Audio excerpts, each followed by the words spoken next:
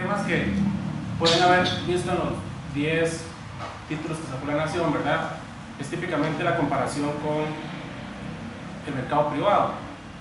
Entonces las personas que hemos trabajado en estadística, bueno, cuando uno va a comparar algo, por lo menos nunca va a ser nada igual, ¿verdad? Entre personas. Por lo menos tratar de comparar que tengan un perfil o características similares. Siempre tomando en cuenta que hay un nivel de error asociado a eso. Nunca somos iguales. Y evidentemente comparar la Universidad de Costa Rica con el sector privado en general y promedio, que es totalmente heterogéneo, ¿verdad? Y es importante tomar en cuenta que desde el punto de vista económico se parte de muchos supuestos, y uno es que la productividad es parte de los componentes que tiene el salario. Y yo me pongo a pensar, porque conozco muchos empresarios y he tenido la posibilidad de colaborar con el sector privado, que no es tan cierto lo de la productividad del salario, ¿verdad? No se cumple en el 100% de los casos. No todas las empresas son productivas, ni todas las empresas maximizan la utilidad. Pero también hay un componente que las empresas trabajan con un margen de utilidad. Entonces apuestan a una utilidad del 30% y eso va en sacrificio de los salarios de los sector privado. Hay que entender esa realidad porque normalmente los supuestos no son tan ciertos y no se cumplen tan a cabalidad. Lo otro es que a veces las comparaciones con el sector privado, y hablo de la Universidad de Costa Rica en general con el sector privado, tienen muchas complicaciones y limitaciones en el sentido de que la universidad hace mucho trabajo, y yo me incluyo en parte de eso porque yo he trabajado mucho como economista, pero de campo, en ordenamiento territorial, yendo a las comunidades, que es un trabajo que normalmente no tiene un precio en el mercado porque no se transa. Yo quiero ver una empresa privada que sacrifique 10 años para ver si un municipio aprueba para el regulador, después de que solo le pagan los 2 primeros años. Hay 8 años de seguimiento que quiero ver si una empresa hace eso. Entonces, eso y un montón de cosas en otro montón de áreas. Entonces estamos hablando de valores o cosas que no tienen un valor en el mercado. Entonces, y quieren compararlo con los precios de mercado. Evidentemente hay otro montón de puestos que se pueden comparar, pero hay cosas que tienen un valor social y no un valor contable. Entonces ahí es complicado. Eso como una introducción nada más. Cuando uno revisa los datos que dice el Toque Vara a la Nación, uno encuentra una serie de errores desde el punto de vista estadístico que no se valen, digamos, no se pueden sacar conclusiones a partir de la forma en cómo se están analizando los datos. El primero es, yo no puedo concluir que los salarios son altos o son bajos a partir de los extremos. Eso es un error muy grande, muy grande. Yo no puedo decir que el salario en la universidad es alto, por ejemplo, cuando tengo que menos del 1% gana esos 5 millones, o menos del 1,6% gana 3 o 4 millones. Pero cuando se dice esto en las noticias, la gente dice, y a mí me ha dicho, qué dichoso, usted gana 3, 4 millones, 5 millones. No, y probablemente, como lo muestra el compañero, como se muestra acá en la cola, la mayoría gana menos de 750,000, como dice. Porque una cosa es el salario que se paga y otra cosa es los salarios promedio. Esa es como la primera aspecto. Uno no puede ir con los extremos inferiores ni con los extremos superiores. Hay que analizar todas las distribuciones. Y también los promedios engañan, hay que tener mucho cuidado con eso. La gente normalmente saca todo a partir de los promedios. Por ejemplo, si en esta mesa don Juan Diego tiene 6 carros y él y yo no tengo ninguno, en promedio yo tengo 2 carros. En el promedio yo soy más feliz y eso está asociado a tener más bienes materiales. Entonces, y ahorita les voy a mostrar por qué los promedios acá engañan, ¿verdad? Y engañan precisamente porque hay colas que tienen un salario muy alto.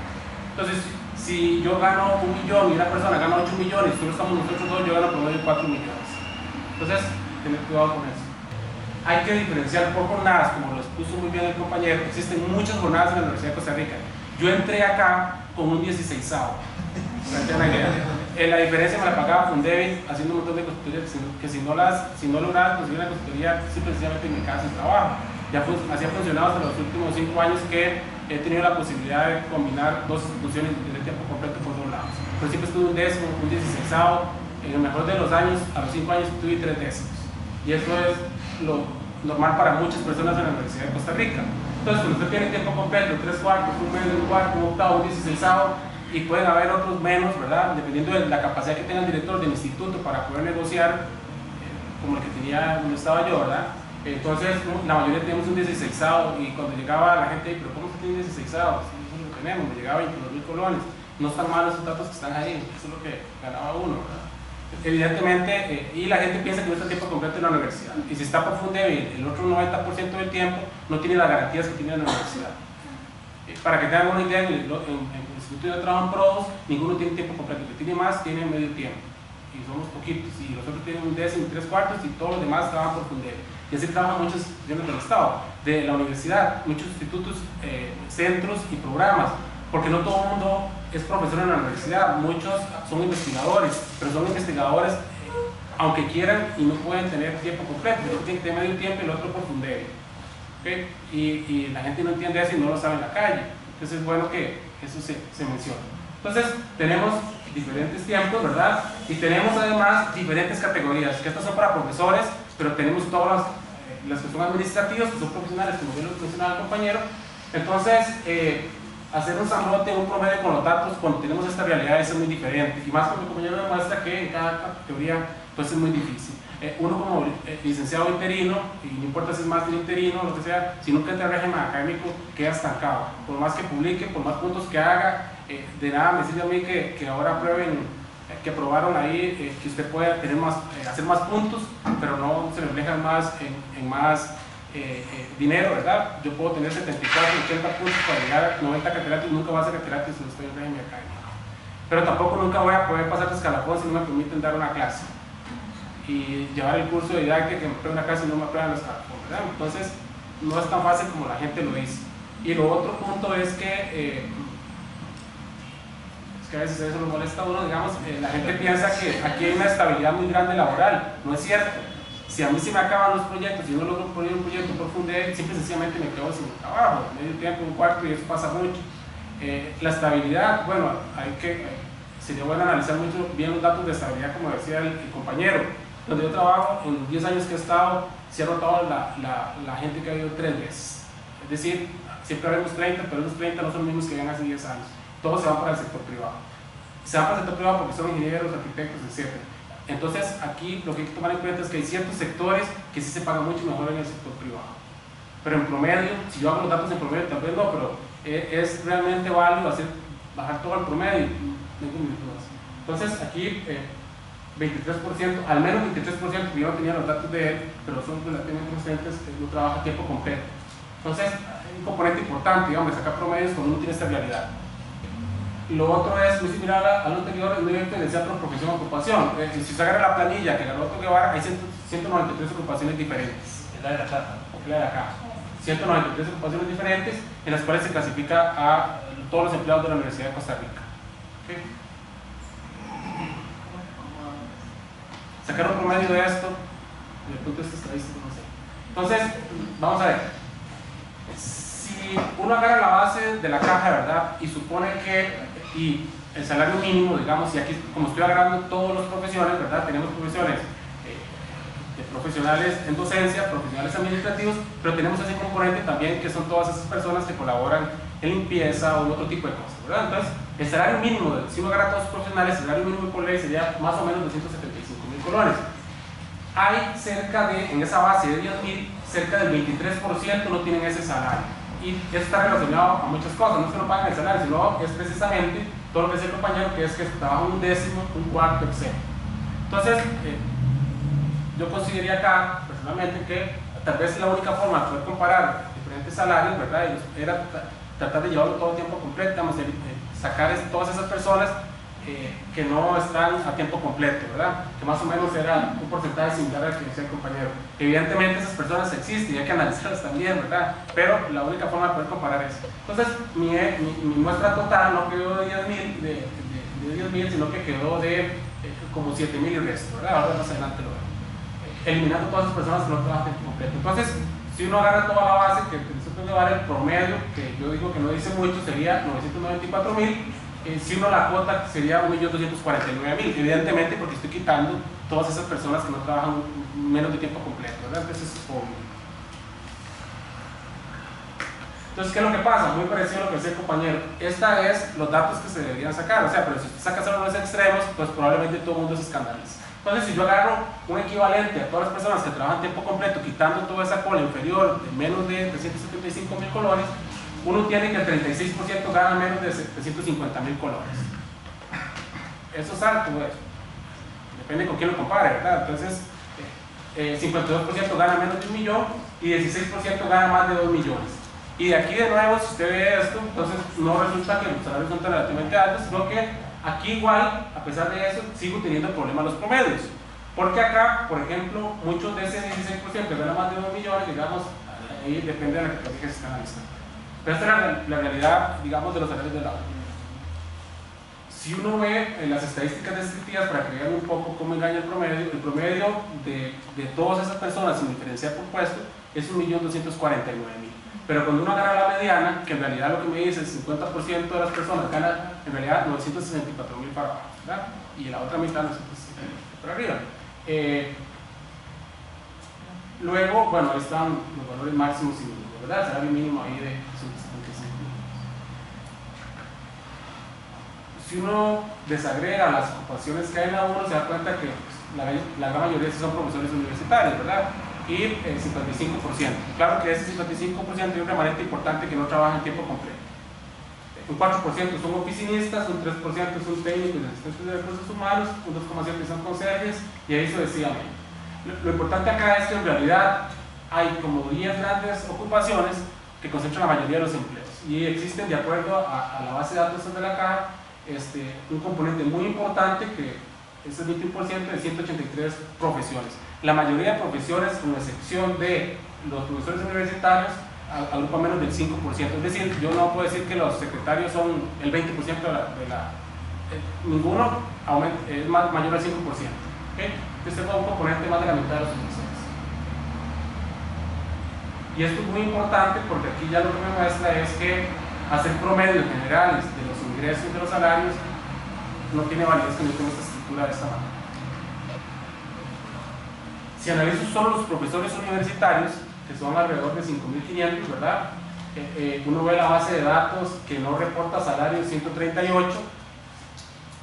Sin embargo, cuando uno ve los promedios que saca la Nación, evidentemente toman en cuenta esto como un sesgo.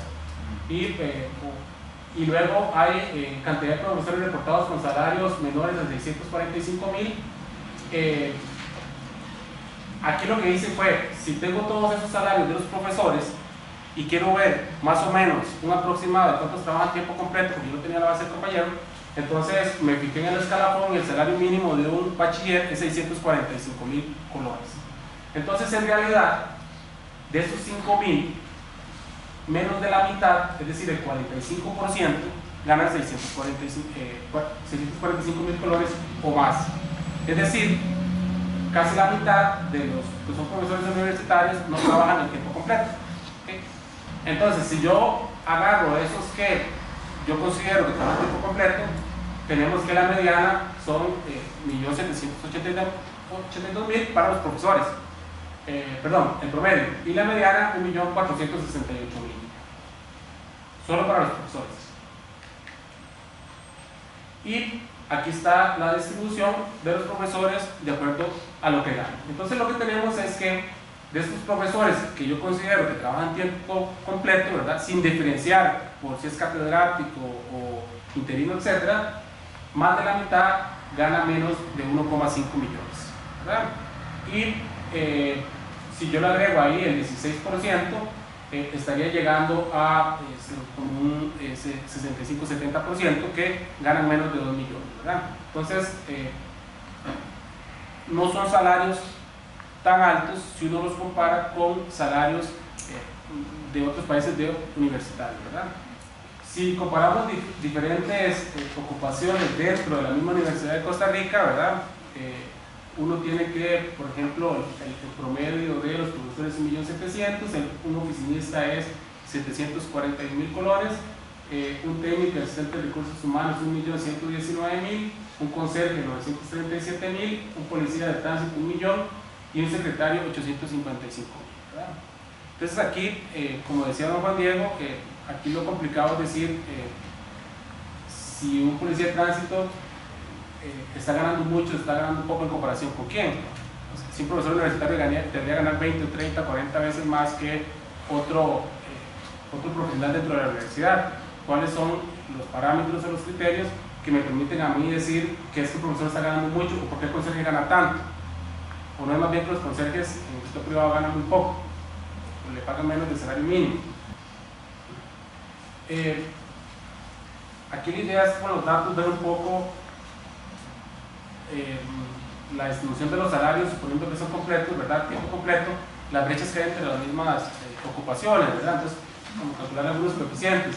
Por ejemplo, en el caso de los profesores universitarios, uno tiene un coeficiente Gini de 0.31, es el más alto que yo encontré, ¿verdad? Y evidentemente esto está asociado porque en esa distribución tenemos a los profesores en propiedad, catedráticos, etc., versus los que somos interinos. Luego, los oficinistas tienen un coeficiente Gini de 0.20, es decir, aquí hay menos desigualdad en la distribución del ingreso comparado con casi de 10 puntos comparado con los profesores. Si no me equivoco, esta es la profesión que tiene menos desigualdad en la distribución del ingreso. Luego están los técnicos de asistentes de recursos humanos, que tienen un Gini de 0.24, más desigual que los oficinistas, pero menos desigual con mucho que los profesores. Los conserjes, 0.25, es como el segundo más desigual de los que analicé. Y la policía de inspectores de tránsito, 0.17. Aquí lo que me muestra en realidad es que hay poca diferencia, digamos, en la distribución de los salarios, digamos, es el menos desigual dentro de los que yo pude analizar, de todas las ocupaciones. Entonces, y este es el caso de los secretarios, ¿verdad? 0.21. Si no es una comparación, digamos, de lo que yo tenía ahí, los salarios donde hay más brechas que son los profesores, 0.31 Gini, y el menos desigual son los policías y inspectores de tránsito. Si usted se fija en la base de datos, esta categoría ocupacional pues es la que tiene los salarios más parejos, es decir, hay menos brechas, hay menos desviaciones estándar con respecto al promedio. Es difícil comparar el sector público con el sector privado. Yo utilicé el encuesta de ingresos y gastos y solo analicé y tratando de comparar más o menos los que sean profesionales dentro de la U. Entonces utilicé lo que ganaban los profesionales que tuvieran bachillerato, licenciatura y maestría y doctorado en el sector público y en el sector privado, para ver si es cierto que, por ejemplo, los que tienen maestría y doctorado, que es equivalente a catedrático, ganan tantísimo comparado con el sector privado. Y lo comparé con el sistema financiero. No es secreto para nadie que el sistema financiero privado y público paga bastante, ¿verdad? Entonces, cuando uno compara, uno quiere comparar a los profesores universitarios, como dice el compañero, y lo puede comparar con Intel, pero no con todo el mundo, ¿verdad? Es que uno tiene que tener limitaciones con quien uno compara. Entonces, aquí un poco, por ejemplo, en el caso público, digamos, sí ganan los bachilleres, solo los bachilleres, ¿verdad? Y aquí quiero hacer una aclaración. En el sector privado, para hacerlo comparable, yo eliminé a todas aquellas personas que no trabajan tiempo completo y es decir, que tenían algún problema de subempleo, todo ese tipo de cosas, claro, porque usted compara el salario privado con el sector público y tiene que el salario privado hay muy poca estabilidad laboral y muchos son subempleados y esto tiene salarios muy bajos, entonces claro que le va a salir en promedio, es el problema de los promedios, le va a salir un salario del sector privado muy bajo, entonces la pregunta es si es comparable. Entonces aquí más o menos es personas que trabajan en tiempo completo, que tengan bachillerato, licenciatura y maestría. Entonces uno ve que en el sector público en comparación con el sector privado, en bachillerato no es tanta la diferencia y en licenciatura sí hay una diferencia en el sector público con respecto al sector privado de cerca de 300.000 colones, pero cuando uno ve maestría y doctorado, uno nota que en el sector privado se paga mucho mejor, principalmente la maestría. Hay una diferencia importante.